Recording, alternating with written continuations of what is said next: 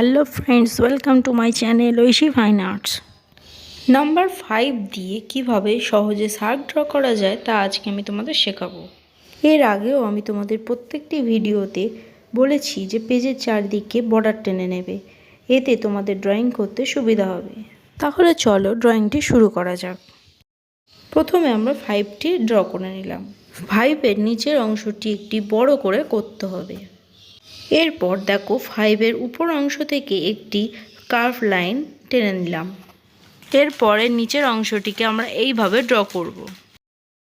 এরপর দেখো লাইনের দুই পাশ থেকে এইভাবে লাইন টেনে লেজটিও ড্র করে নিলাম। এইভাবে গোল করে চোখ এবং দাঁতগুলিকে ড্র করব। এরপর এইভাবে পাখনাগুলি ড্র করব।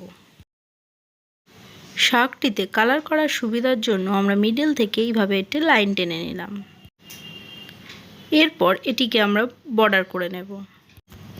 তোমরা যে কোনো বর্ডার পেন্সিল দিয়ে বর্ডার করে নিতে পারো। বর্ডারটি তোমরা কালার করার পরেও করতে পারো।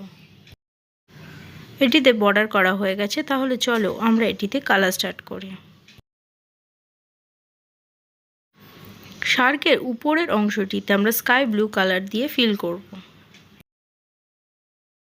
এর লেজ এবং পাখনাগুলিতেও আমরা স্কাই ব্লু কালার দিয়ে ফিল করব এবং নিচের অংশটিতে আমরা গ্রে কালার দিয়ে ফিল করে দিয়েছি।